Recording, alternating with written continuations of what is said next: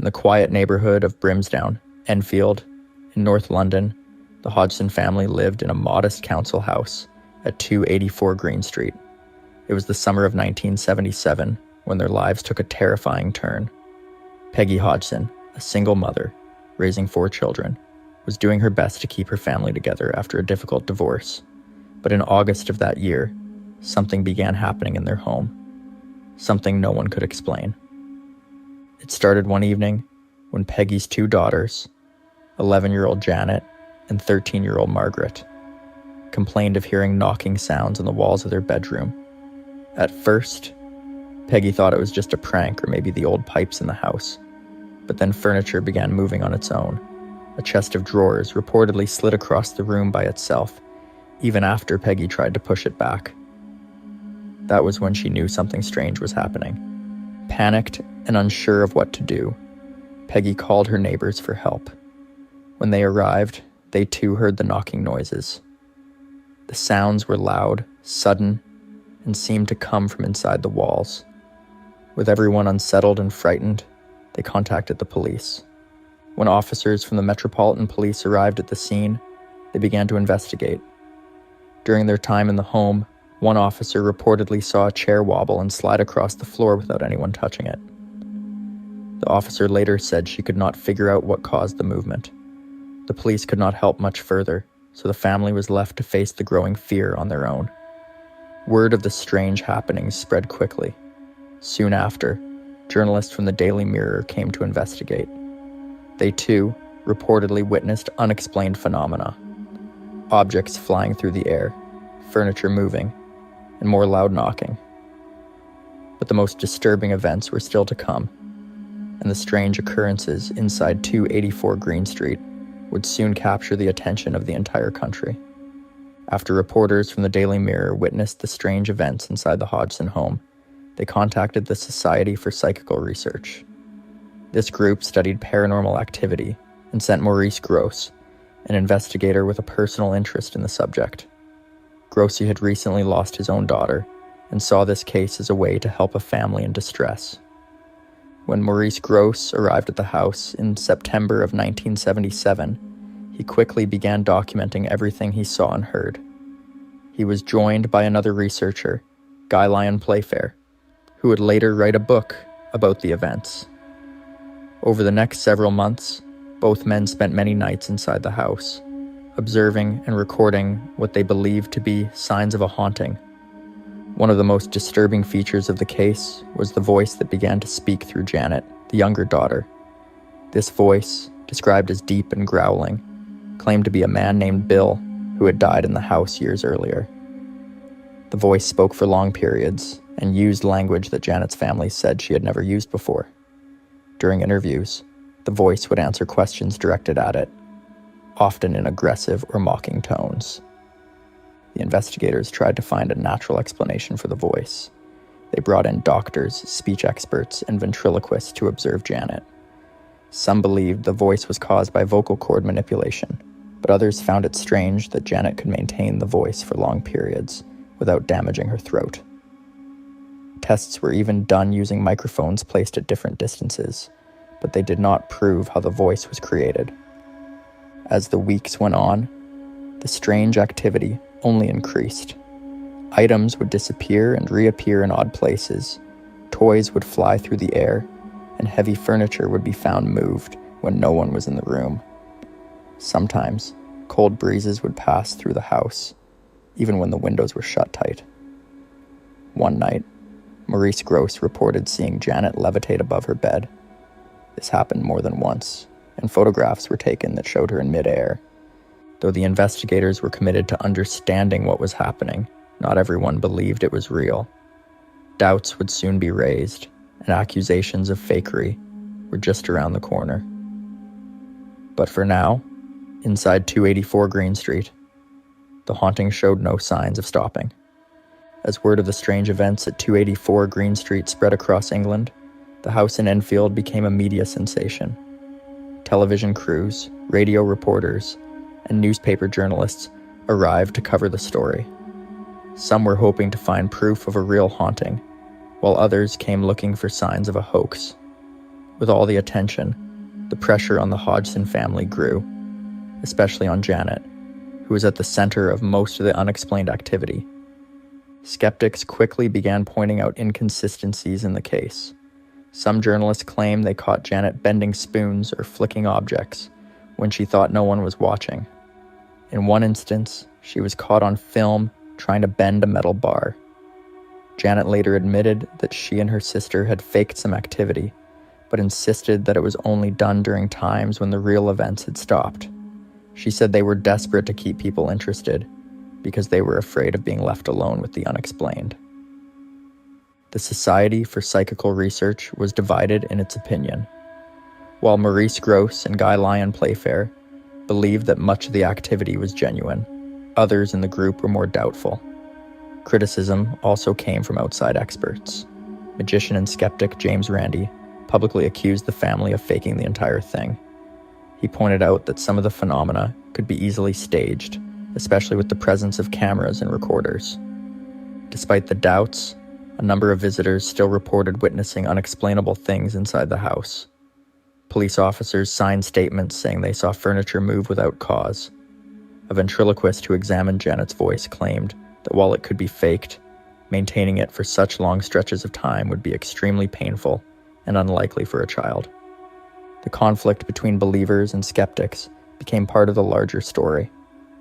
Television programs aired heated debates, and the Hodgsons were often portrayed as either victims of a terrible haunting or as clever tricksters seeking attention. As the months passed, the house remained under watch, and the line between truth and illusion grew harder to define. Even as questions filled the air, there was one thing everyone agreed on. Something strange had happened at 284 Green Street. But whether it was supernatural, psychological, or staged, no one could say for sure. By the summer of 1979, the activity at the Hodgson home began to fade. Reports of strange voices, moving objects, and violent disturbances became less frequent. Janet, who had been the main focus of the phenomena, was now entering her teenage years. As she matured, the disturbances seemed to lose their intensity. Although the house grew quieter, it did not return to complete normalcy. Janet later described seeing shadowy figures at night and continued to feel a presence in her bedroom. Peggy Hodgson also reported hearing occasional knocking sounds and unexplained footsteps. But the wild events that had once drawn crowds and filled newspapers no longer occurred. Maurice Grosse and Guy Lyon Playfair, who had continued visiting the house for over a year, eventually reduced their involvement. They concluded that the most intense part of the haunting had lasted from late 1977 to the early months of 1979. Their files included hundreds of pages of notes, sound recordings, and witness statements. They believed the case showed genuine signs of poltergeist activity, especially during its peak. After the disturbances faded, the Hodgson family remained in the house for several more years. Life slowly returned to normal, though the memory of what had happened never truly left them. Janet eventually left home, started her own family, and moved away from Enfield. Her younger siblings also grew up and began new lives. Throughout the following decades, new claims surfaced from people who had visited the house during the haunting. Some spoke of cold drafts, strange feelings, and objects moving in their presence. Others dismissed these stories as exaggerations. Still, no one was ever able to fully explain what had happened behind the walls of that modest council house. Although the original events had ended, their effects lingered. For those who lived through it, the haunting left emotional scars and lasting confusion.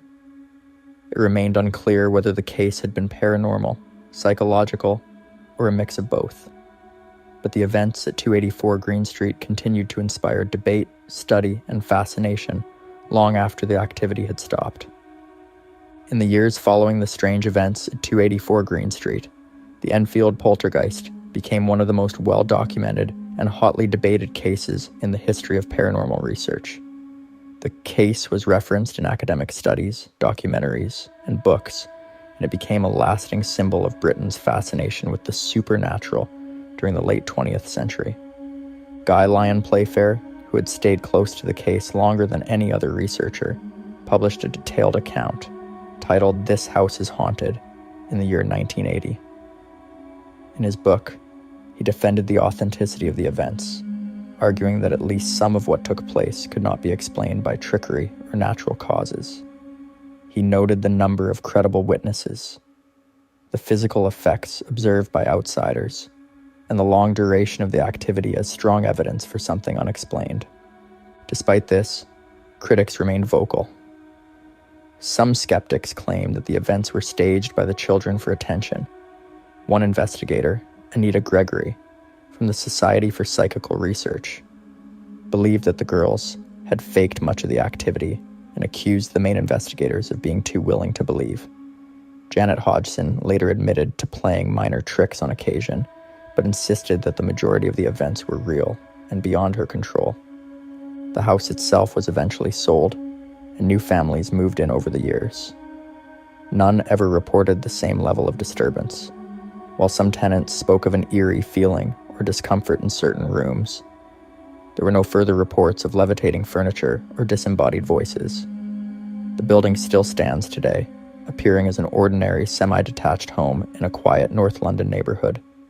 In popular culture, the story of the Enfield Poltergeist continued to inspire books, television series, and movies. It was loosely adapted in The Conjuring 2, a film released in the year 2016. While the movie took many liberties, it introduced the haunting to a new generation and renewed interest in the original case files and recordings. Looking back, the Enfield Poltergeist remains unsolved. It sits in a gray area between belief and doubt, between those who trust first-hand accounts and those who demand scientific proof. For the Hodgson family, it was a chapter that changed their lives forever, filled with confusion, fear, and unanswered questions. Whether it was a genuine haunting, a complex psychological episode, or a combination of both, the Enfield Poltergeist endures as one of the most compelling mysteries in the history of paranormal investigation. Wychwood Forest is a large and ancient woodland located in Oxfordshire, England. It covers many acres of land and has been around for thousands of years, long before modern towns and cities grew nearby. The forest was once a royal hunting ground used by kings and nobles, which adds to its deep history and mysterious feel. Over time, stories and legends have built up around the forest, making it famous for strange and spooky happenings. One of the most well-known legends tied to Wychwood Forest is about Amy Robsart, the wife of the Earl of Leicester. Amy died in the year 1560 under mysterious circumstances, and her story has left a mark on the forest's reputation. The forest itself is thick with tall trees, twisting paths, and dark corners where sunlight rarely reaches.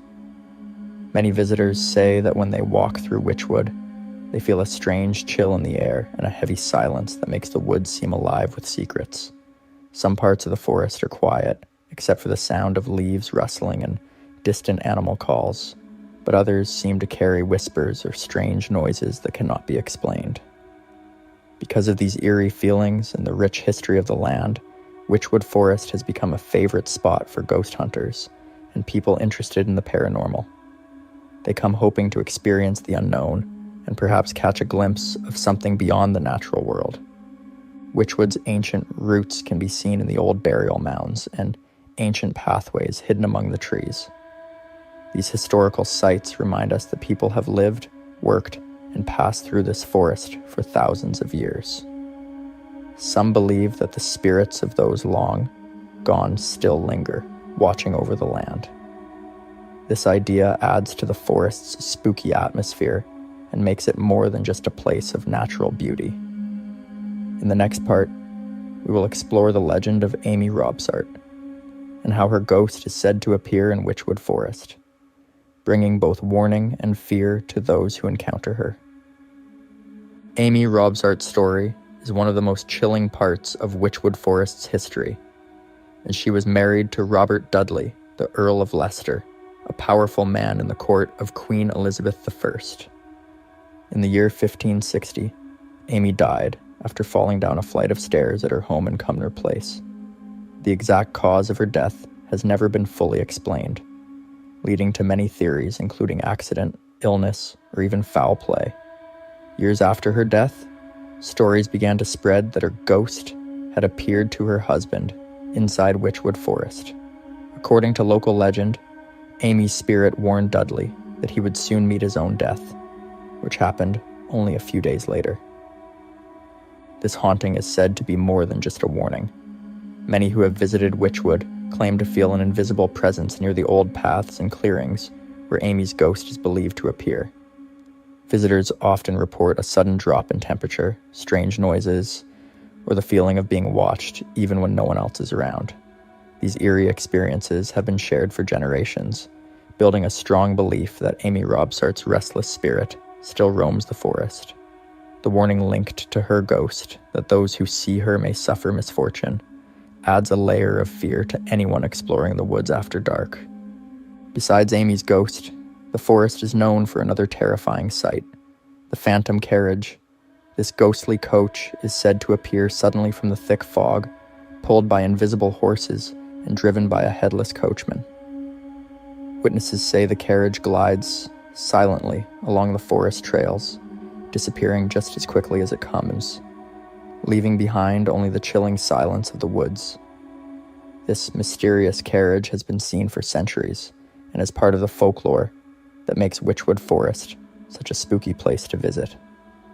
Next, we will look deeper into the many reports of strange sounds and sensations that people experience when walking through the forest. Wychwood Forest is also famous for the strange sounds many visitors report hearing during their visits. People often say they can hear the thunderous galloping of horses, even when there are no animals in sight. These noises are believed to be connected to the ghostly carriage and its spectral horses, echoing through the trees on quiet nights. Alongside these sounds, there are frequent reports of unexplained voices and whispers that seem to come from nowhere, adding to the unsettling feeling many feel in the forest. Some visitors have shared experiences of sudden ghostly touches, like a hand resting briefly on their shoulder or a cold breeze brushing past them. These sensations are described as fleeting but deeply eerie, leaving people feeling nervous or anxious even after they leave the woods. The forest's thick canopy and dense undergrowth can amplify sounds and shadows, making it easy for the imagination to run wild when the night is dark and foggy. Despite the spooky experiences, many people continue to be drawn to Wychwood Forest, hoping to catch a glimpse or feel the presence of its famous spirits. The area's long history adds to this mysterious atmosphere. Wychwood was once a royal hunting forest, and there are ancient burial mounds and old trackways hidden among the trees. These sites remind visitors of the many generations who lived and died nearby, some of whom may have left their mark on the land. The layers of history mixed with the paranormal stories make Wychwood a unique and eerie place, where the past seems to reach into the present. Next, we will explore the ancient history and folklore surrounding the forest and how it shapes its haunted reputation. Wychwood Forest's eerie reputation is also linked to its ancient roots, with evidence of human activity going back thousands of years. Archaeologists have found traces of Neolithic settlements and burial mounds within the forest boundaries. These ancient sites suggest that people have lived and died in this area for at least 5,000 years. Some believe that the restless spirits of these early inhabitants still linger, their presence felt in the quiet rustling of leaves or sudden drops in temperature. The forest was once part of a much larger royal hunting ground, used by English kings and nobles during the medieval period. The dense woods provided a perfect setting for hunting deer and other game, but also made it easy for travelers to lose their way. Stories passed down through generations speak of mysterious figures seen near ancient trees and strange lights flickering in the darkness. These tales add another layer to the forest's haunted legend, showing how the place has long been connected with mystery and fear. Folklore about Wychwood often includes warnings for those who enter the forest at night. It is said that people who disrespect the woods or disturb certain spots may face misfortune, or even worse. This belief has helped keep the forest a place of respect and caution for locals. Even today, those who visit Wychwood report feeling watched or followed, especially near ancient landmarks or burial sites. In the final part, we will look at how Wychwood Forest remains a magnet for ghost hunters and paranormal enthusiasts who continue to explore its haunted paths. In recent decades, Wychwood Forest has become a popular site for paranormal investigations and ghost hunting groups. Many visitors come armed with cameras, audio recorders, and other equipment, hoping to capture evidence of the supernatural. Some have reported unusual cold spots, unexplained noises, and strange shadows moving between the trees during their explorations. These encounters keep the forest's eerie reputation alive and draw curiosity from those interested in the paranormal. Scientific explanations often suggest that sounds in the forest, such as creaking branches or distant animal calls, can be mistaken for ghostly noises. Fog and natural mists can also play tricks on the eyes, making shadows seem to move or glow.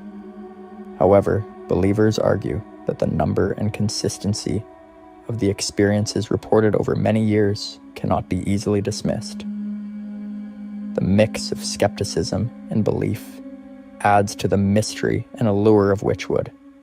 The forest's beauty, combined with its haunted history, creates a unique atmosphere that captivates many visitors. Whether it is the ghostly warnings tied to Amy Robsart, the phantom horses, or the ancient spirits said to linger, Wychwood remains a place where history and the supernatural seem to meet. It reminds us that some places carry stories far beyond what we can see, stories that continue to inspire fear and fascination in equal measure. In the quiet English village of Watton-under-Edge, nestled in Gloucestershire, stands a building that many believe is the most haunted place in the entire country. It's called the Ancient Ram Inn. And though its crooked roof and leaning walls may look like something out of a storybook, the stories tied to this place are anything but charming. For nearly 900 years, this building has been linked to whispers of death, dark rituals, and something far more sinister. Local people avoid walking past it after dark. Some won't even look at it. And those who have dared to cross its threshold often come away with stories they'll never forget. The building dates all the way back to the year 1145. At the time, it was built to house the workers who were constructing St. Mary's Church just across the road. The land it was built on, however, is believed to be much older, ancient even. According to many legends, the inn was placed directly on top of what had once been a pagan burial ground. Some say the area had been used for rituals, offerings, sacrifices, and ceremonies that honored spirits and gods long forgotten by time. Others believe it was the site of violent and deadly rites that left behind more than just bones.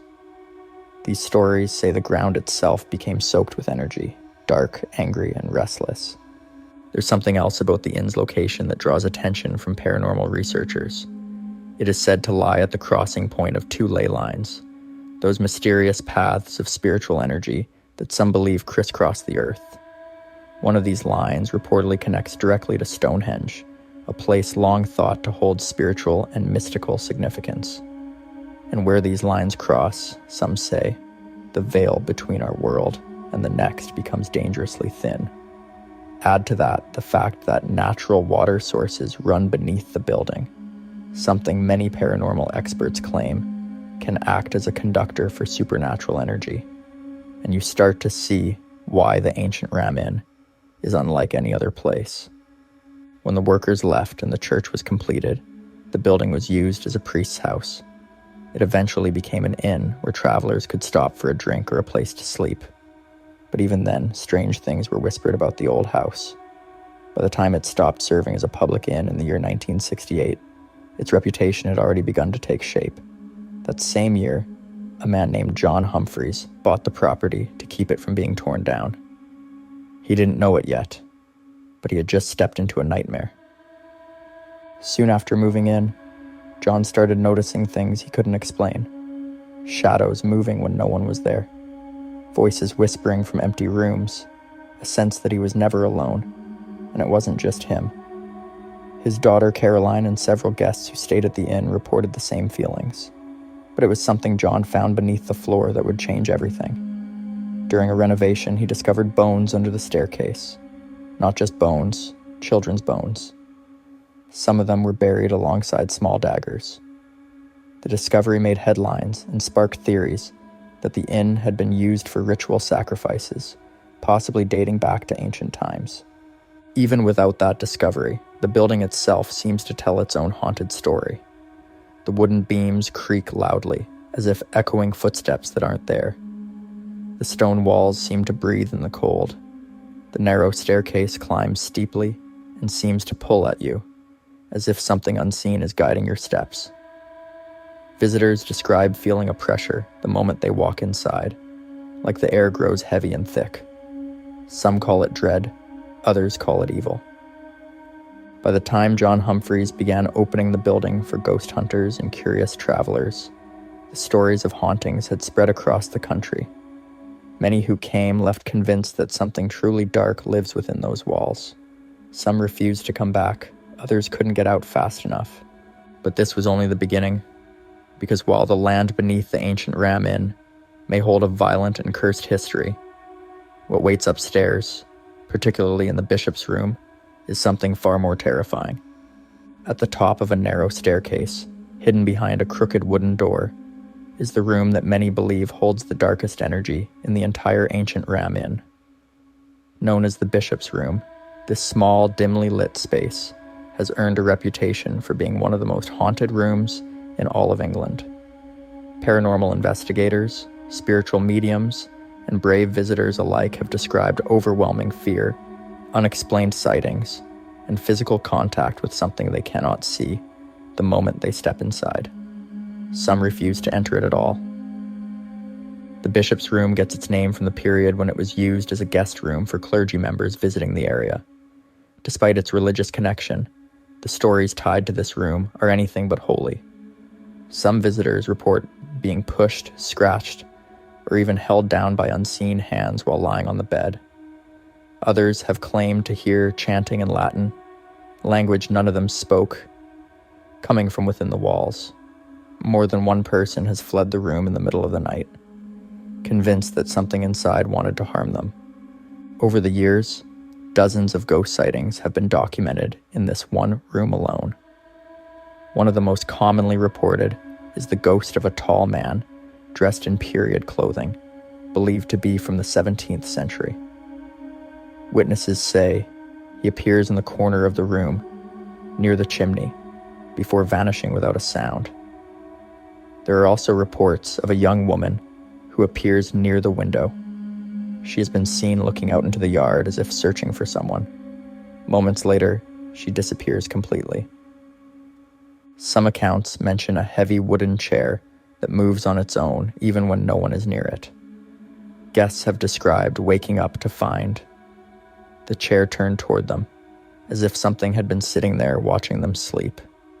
Others have heard deep breathing, heavy footsteps, and the distinct sound of boots walking across the wooden floor, despite being the only person in the room. What makes these reports even more unsettling is how often they are shared by people with no knowledge of the inn's haunted reputation. Several overnight guests have described seeing the same figures or hearing the same noises, even though they had never heard the stories before arriving. These consistent accounts over the years have drawn the attention of investigators from across the world. A number of paranormal teams have conducted official investigations in the Bishop's Room using modern equipment, such as electromagnetic field detectors, thermal imaging cameras, and digital voice recorders. Many of these sessions have produced chilling results. Cold spots, sudden energy spikes, and even recorded voices, some saying leave or get out, have been captured without any clear explanation. During one investigation in the early 2000s, a well-known psychic medium collapsed suddenly while standing in the room. When she regained consciousness, she claimed to have felt a strong, malevolent energy trying to take control of her. It is not only investigators who have been affected. Over the years, guests have left behind handwritten notes and journal entries describing nightmares, strange visions, and the sensation of being watched. One guest, a former soldier with no belief in the paranormal, wrote that he left in the middle of the night after seeing what he described as a figure made of black smoke standing at the foot of the bed. He refused to return and warned others never to stay in the bishop's room. While no single story explains exactly why the bishop's room is so active, many believe the room serves as a kind of magnet for spirits. It may be connected to violent events that took place on the property long ago. Others suggest the room is a portal, an opening between this world and something beyond it. Whatever the cause, the experiences tied to this one small room have convinced even the most skeptical minds that the ancient Ram Inn is more than just an old house. Beneath the ancient Ram Inn lies a space that has gained a reputation far beyond local legend. Tucked into a shadowy section of the building is what many refer to as the devil worship room. This area, originally believed to be part of the cellar, has been at the center of chilling reports involving satanic rituals, malevolent forces, and disturbing findings that suggest the inn may have been used for more than just lodging. During the renovation efforts in the late 20th century, the inn's longtime owner, John Humphreys, began clearing out debris in the lower sections of the house. While digging near a section of the floor, he uncovered bones that were later confirmed to be human. Alongside the bones, fragments of daggers were also discovered. Archaeologists and local authorities examined the findings and concluded that they may have been part of ritualistic killings, possibly connected to ancient occult practices. These discoveries led to widespread speculation that the property had been used for dark ceremonies long before it ever became an inn. In addition to physical evidence, many visitors to this part of the building have reported deeply disturbing experiences. Some claim to feel intense waves of nausea, overwhelming dread, or even shortness of breath while standing in the room. Others have described hearing deep growls, unintelligible whispers, or what sounds like chanting from an unseen source. There are also multiple accounts of people suddenly fainting or becoming physically ill without warning while exploring this lower level. Spiritual mediums who have visited the devil worship room believe it may serve as a gathering point for dark entities. Some describe seeing large shadowy figures with no human features. These figures are often reported to move quickly and silently across the room, sometimes blocking doorways or appearing behind people before vanishing. One visiting paranormal expert in the early 2000s claimed to have seen a horned figure standing against the far wall, which disappeared when a light was shined in its direction. Another disturbing element of the devil worship room is the sudden appearance of symbols. Some guests have reported seeing inverted crosses, pentagrams, or unfamiliar markings drawn in dust on the walls or floor. In most cases, these symbols vanish after a few minutes, leaving behind no trace that they were ever there. Others have reported changes in temperature so extreme that their breath became visible, even in summer months. During a documented investigation by a local ghost hunting team in the year 2005, audio equipment picked up what sounded like a low chant in a language none of the team members could recognize. When the sound was isolated and analyzed by an independent audio expert, it was described as tonal but not linguistic, meaning the voice followed a pattern but did not match any known language. The origin of the voice has never been explained. One of the most unsettling reports involves the sensation of being watched through the walls. Visitors describe feeling that something is observing them from just beyond the stone, as if the house itself has become a living entity.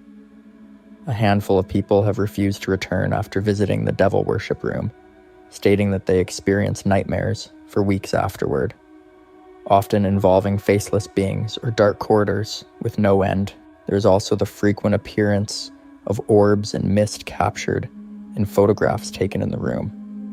While skeptics often attribute these to dust or lighting issues. Some images show distinct shapes or faces forming in the mist.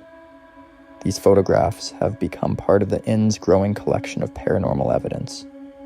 While the true history of what took place in the devil worship room may never be fully known, the chilling reports and physical evidence left behind have made it one of the most feared sections of the ancient Ram Inn. Many believe the dark energy trapped in this room continues to feed the hauntings that spread throughout the rest of the house. Over the years, the ancient Ram Inn has drawn thousands of paranormal investigators, curious tourists, and thrill seekers. Many have entered with a skeptical mind, but numerous guests have left convinced that something far beyond explanation resides within the building. Some of the most terrifying encounters reported involve physical contact, unexplained movements, and full-bodied apparitions that defy any logical interpretation. One of the most commonly reported experiences involves sudden, unexplained force. Several visitors have claimed to be shoved, pulled, or scratched while standing alone. In the year 2007, a visitor from Manchester described feeling two firm hands press against her back before being thrown forward onto the wooden floor. There was no one behind her, and security cameras in the hallway captured her sudden fall without showing any other person nearby. During another investigation in the year 2010, 2 team members from a paranormal group were locked inside one of the upstairs bedrooms after the door slammed shut on its own. The door had no functioning lock. They reported hearing the sound of footsteps circling the bed before a cold gust of air swept through the room. After several minutes, the door inexplicably opened without anyone outside. One of the more disturbing reports involves a large piece of furniture moving with no human assistance. In the year 2014, during a guided overnight stay, a heavy wooden chest slid across the floor in front of 4 witnesses. The chest, which had been stationary for decades, moved approximately 4 feet with a dragging sound before stopping abruptly.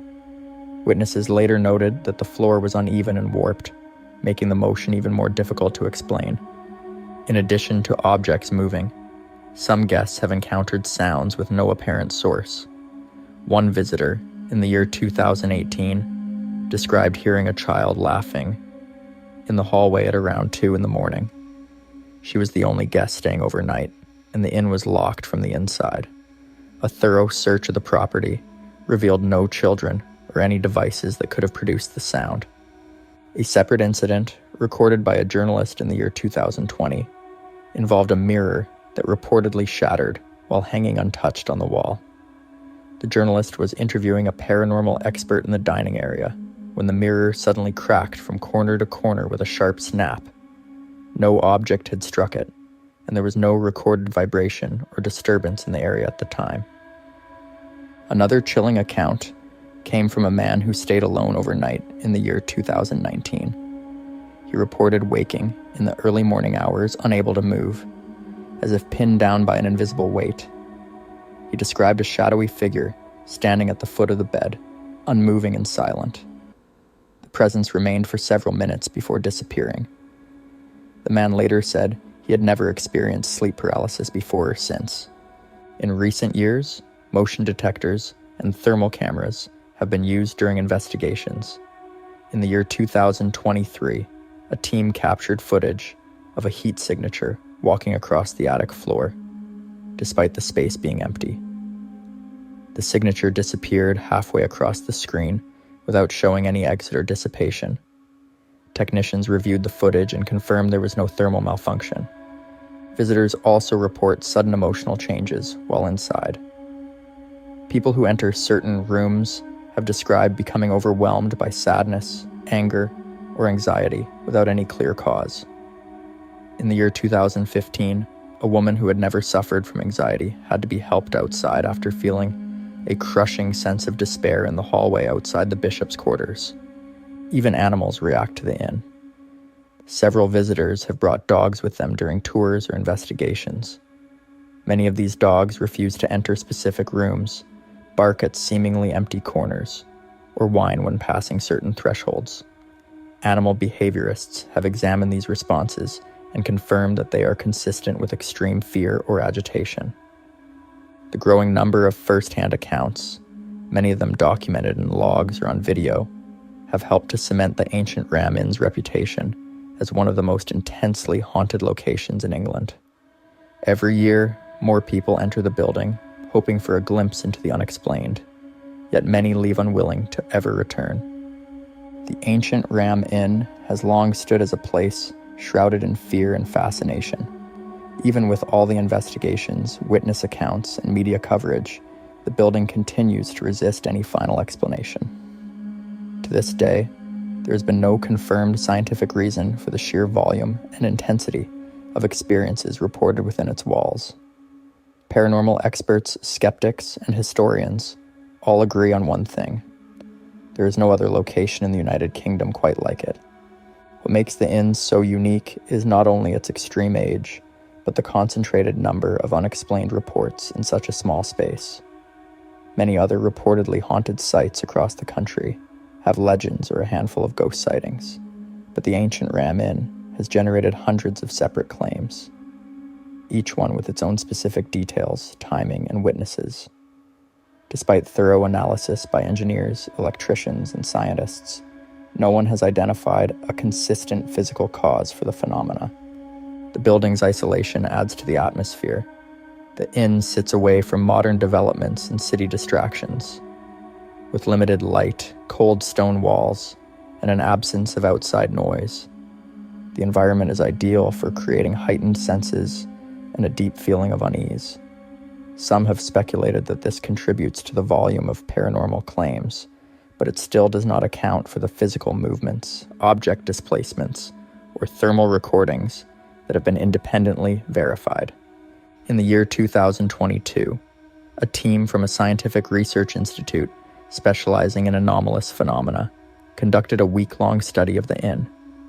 Using sensitive vibration sensors, temperature controls, and electromagnetic detectors, they documented over 24 events that could not be matched to environmental changes or outside interference. While they did not declare the site haunted, they concluded that there were measurable anomalies that warrant further study. No official government body has ever declared the inn a protected haunted site.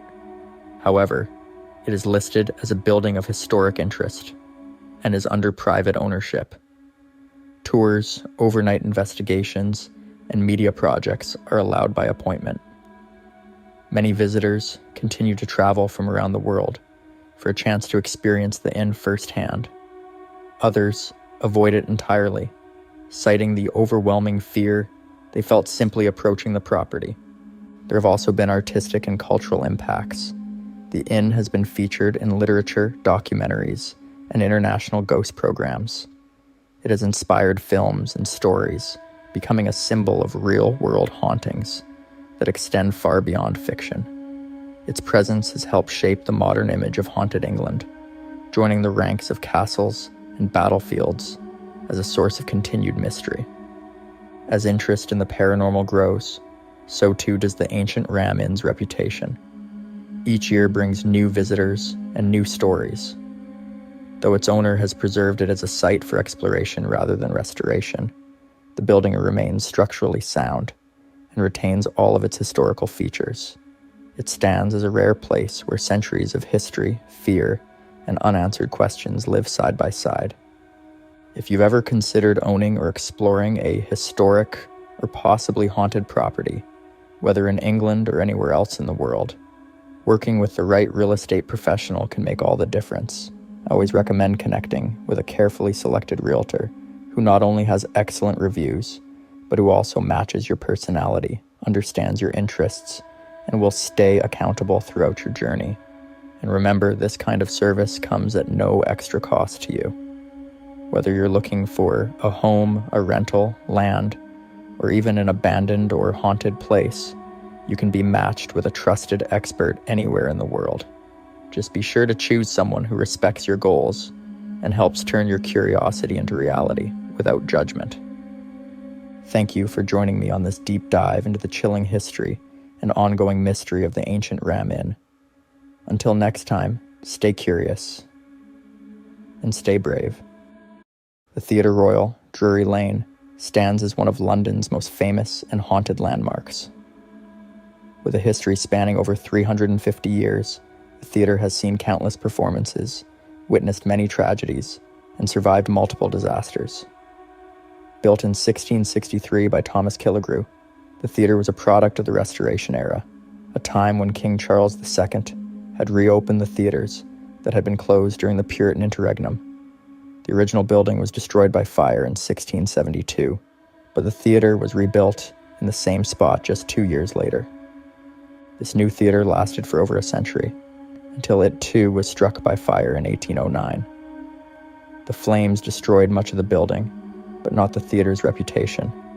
A new version of the theatre opened in 1812, and this is the same structure that still stands today. Over its long life, the Theatre Royal has been rebuilt 4 times, but each version has kept the spirit of the past alive. Drury Lane is not just a place of historical significance, it is also the site of numerous ghostly legends. It's known as one of the most haunted theatres in the world, with reports of unexplained events dating back hundreds of years. Some believe that the tragic events of the theatre's past have left a permanent mark, a lingering presence that still haunts the building today.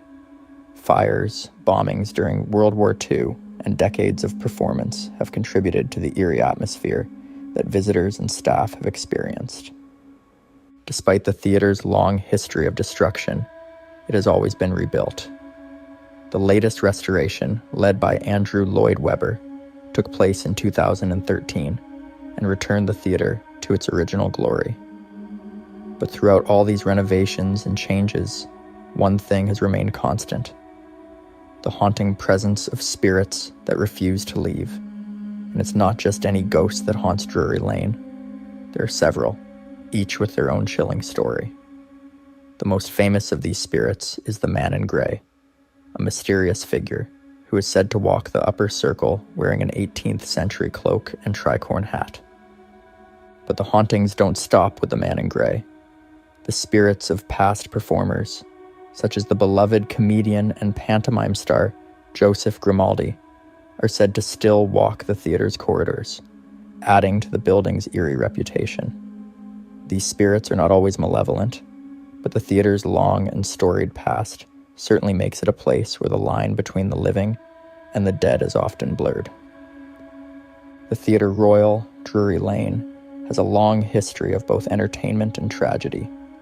Built in 1663 by Thomas Killigrew, it was one of the first theatres to open after the Puritan interregnum, when all public theatres were closed for over a decade. Throughout the years, the theatre has seen both success and disaster, making it a place with plenty of spirits lingering in the shadows. The theatre has been rebuilt multiple times due to disasters. The first building was destroyed by fire in 1672. Rebuilt 2 years later in 1674, it was again struck by flames in 1809. The building that stands today was erected in 1812 and has survived various challenges, including being damaged during the World War II when a bomb struck the area. As the theatre evolved, so did the number of ghostly legends that surrounded it. One such story dates back to the discovery of a hidden room during renovations in the 1870s. Builders unearthed a skeleton, believed to be of a man who had been stabbed to death. This ghostly figure, dressed in gray with a powdered wig, became known as the Man in Grey. His apparition is regularly spotted in the Grand Circle, where he has been seen walking toward the wall before disappearing into it. Some believe the Man in Grey is connected to the skeleton found in that secret room, though his identity remains a mystery. Though the Man in Grey is one of the most well-known specters in the theatre, he's far from the only one. There are stories of a young girl who tragically died in a fire in the building's earlier years. Her restless spirit is said to roam the halls, often heard running down the corridors or calling out to the living. Many have reported feeling cold spots in the areas where she has been spotted. The theatre has also been the scene of several infamous incidents. In 1735, the renowned actor Charles Macklin, famous for his naturalistic style of acting, was involved in a violent incident backstage. A quarrel over a wig led Macklin to strike fellow actor Thomas Hallam with a cane, causing Hallam's death. While Macklin was convicted of manslaughter, he continued to perform on stage until he retired in his 90s. But even after his death, Macklin's spirit lingers in the theater. He's been seen wandering the corridors where the fight took place, perhaps seeking redemption for his violent past. The Theatre Royal, Drury Lane's haunted reputation has grown with each passing century. Staff, actors, and visitors alike have reported strange occurrences, from cold gusts of wind with no explanation to objects that seem to move of their own accord. The theater is a place where the supernatural is part of its fabric. Visitors may even hear whispers or see shadowy figures in the audience, as if the ghosts are still waiting for their next performance. The theater's dramatic history, filled with death, violence, and tragedy, has made it a hotbed for paranormal activity. The many lives lost, from fiery accidents to backstage brawls, have left behind more than just memories. They've left spirits that continue to haunt the stage. Despite these unsettling tales, many visitors are drawn to the theater's eerie charm. The atmosphere, rich in history and mystery, makes it an unforgettable experience for anyone brave enough to walk through its haunted halls. Stay tuned as we delve deeper into the most famous spirits who still roam the Theatre Royal, Drury Lane, and their connections to the theater's past. The Theatre Royal, Drury Lane, is not only known for its stunning performances, but also for its various ghostly residents who have made the historic venue their eternal home. These spirits, many of whom have ties to the theater's turbulent past, continue to make their presence known, captivating visitors and staff alike. One of the most notable figures in Drury Lane's ghostly roster is the ghost of the proscenium arch. This apparition is said to be the spirit of an actor who tragically died during a performance. Some claim that he was performing a death scene when the fatal accident occurred, but others suggest that he met his end during a dramatic fall from the stage. His ghost, often dressed in stage costume, has been seen standing near the proscenium arch, watching over the proceedings as if still waiting for his cue to take the stage. Theater staff have often reported hearing footsteps and soft whispers in the area where he appears, as if he is waiting for his moment in the spotlight. Another famous figure haunting the theater is that of a former theater manager, John James, who managed the venue in the early 1800s. Legend has it that James was so dedicated to the theater that his love for it was matched only by his obsession with ensuring it remained successful. One evening, after a particularly trying performance, he is said to have paced the stage late into the night, contemplating the future of the theater. Tragically, he collapsed and died of a heart attack, and his spirit has been said to linger ever since. John James's ghost has been witnessed pacing the theater's corridors, often seen near the stage or in the manager's office, his footsteps echoing throughout the empty hall. Some staff have even claimed to have heard him muttering under his breath, as if continuing his work long after his passing. Additionally, there are reports of a young, unidentified woman who haunts the upper levels of the theater, often referred to as the Lady in Blue. This spectral figure is said to be a former actress who met an untimely death in the early 19th century. She had been a popular star of the stage, but tragically fell in love with an actor who did not return her affections. Devastated by heartbreak, she allegedly took her own life. Ever since, her ghost has been seen wandering the upper galleries, often gazing mournfully down at the stage below. Witnesses have reported seeing her in the dim light, dressed in a flowing blue gown, her face obscured in sadness. Those who have seen her claim that she often disappears as quickly as she appears, vanishing into the misty air of the theater. There is also a spectral presence that haunts the dressing rooms, which are a focal point for many ghostly encounters. Actors and crew working late into the night have often reported hearing the sounds of clothing rustling or faint voices coming from the dressing rooms, even when no one is present. One of the most chilling accounts comes from a young actress who had the misfortune of being locked inside one of the dressing rooms during a late-night rehearsal. and she claimed to have heard the sound of an unseen figure moving around her, and when she looked into the mirror, she swears she saw the reflection of a pale, gaunt figure standing behind her. When she turned to face the figure, it had vanished. The hauntings are not just limited to the spirits of actors, managers, and lovers. There have been reports of several poltergeist activities, particularly in the theater's auditorium.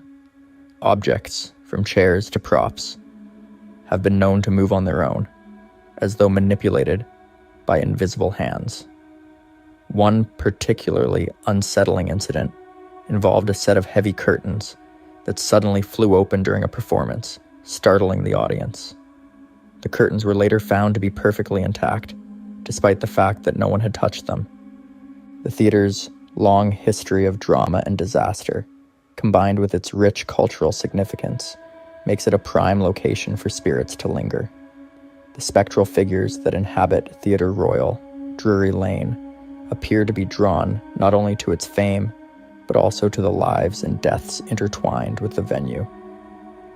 Whether they are former performers, workers, or individuals caught in tragic circumstances, each ghost seems to have a story that is still unfolding in the afterlife.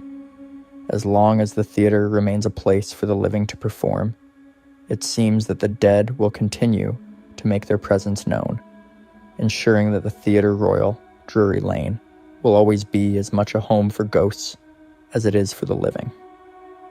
As we continue, we will explore how these ghosts are felt by those who work in the theater today, and what steps have been taken to deal with the eerie phenomena that continue to unfold at this historic venue. Even today, Theatre Royal Drury Lane continues to be a focal point for paranormal activity, with numerous reports from actors, staff, and visitors attesting to its ghostly inhabitants. The theater's ongoing legacy as one of London's most famous and haunted venues means that the spirits who reside there are far from forgotten, and their eerie presence is still very much felt. One of the most striking modern-day encounters comes from the current staff working in the theater. In particular, the stagehands and technical crew have had frequent experiences with unexplained events. A common occurrence is the sudden malfunctioning of lighting equipment, often during rehearsals or late-night sessions. On multiple occasions, the lights have flickered or completely shut off, only to return to full functionality moments later, with no apparent technical fault. This has left many wondering whether the ghosts of the past are actively participating in the performances, adding their own twist to the spectacle. In addition to the lighting anomalies, there have been numerous reports of inexplicable sounds. Staff members have often described hearing what seems to be the sound of footsteps walking across the stage, even when no one is visible. At times, the sound is so distinct that individuals believe someone is on stage, only to find the area completely empty. Others have heard muffled voices, as if a conversation is taking place behind the curtains, but when they go to investigate, no one is there. Perhaps one of the most compelling and frightening accounts comes from a night guard who works alone overnight to monitor the building. One evening, the guard heard the unmistakable sound of a piano playing from within the theater. This, however, was particularly strange because the theater had been closed for the night, and the piano was not due to be played for another several hours. When the guard went to check, he found that the piano had not been touched. Despite being certain that no one else was in the building, the sounds continued, as though an invisible pianist was rehearsing in the quiet of the night. When the guard returned to his post, the music abruptly stopped, leaving him unsettled by the eerie silence. Actors, too, have reported their own unsettling experiences. A well-known actor who performed at Drury Lane in the early 2000s described how, while preparing for a scene, he felt an invisible hand rest gently on his shoulder. Initially dismissing it as the normal jitters before a big performance, he was shocked when, moments later, he saw the faint outline of a figure standing in the corner of the room. The figure was gone, in the blink of an eye, but the sensation of being touched remained. The actor later learned from the stage manager that many others had encountered a similar sensation, an invisible touch, before an important performance, sparking a theory that the theater's past occupants may be offering their blessing before the show begins. The theater is also not without its share of skeptics, with some dismissing the reports of paranormal activity as nothing more than coincidence or overactive imaginations. However, the sheer number of consistent experiences over the years has led some to believe that something truly otherworldly is at play. Some staff members, though nervous about the tales of the ghosts, have come to accept the presence of spirits as part of the theater's rich history.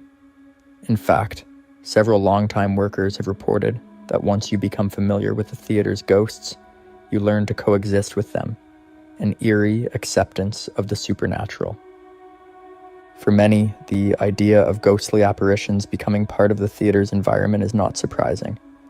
Theatre Royal Drury Lane has witnessed centuries of history, some beautiful, some tragic, and like many old venues, it has absorbed the emotions and energies of countless performers and audience members. It is this rich, layered history that, some believe, creates the perfect environment for spirits to linger. One of the most remarkable aspects of the haunting at Theatre Royal Drury Lane is the connection it creates between the living and the dead. The theater's ghosts do not seem to be haunting for vengeance or to frighten the living. Instead, they appear to be drawn to the stage, continuing their roles as part of a larger, never-ending performance. Perhaps for these spirits, the theater is not just a building, but a timeless space where they can continue their artistic expression, even if in a spectral form. As the theater continues to host grand productions and entertain audiences from around the world, it remains a place where the past and present coexist. The stories of the ghosts that haunt Theatre Royal Drury Lane serve as a testament to the venue's long-standing cultural significance and its ability to transcend time. For those fortunate enough to experience the venue, it's clear that the theater is much more than a home for actors and audiences. It is a living, breathing entity that carries the weight of its past with it, both on and off the stage. The ghostly legends of Theatre Royal Drury Lane are a vital part of its identity, ensuring that the venue will always be a place where the boundaries between the living and the dead are delightfully and often eerily blurred. And for those who believe, the ghosts of Drury Lane are more than just spectral figures. They are integral parts of the theater's soul, forever part of the show.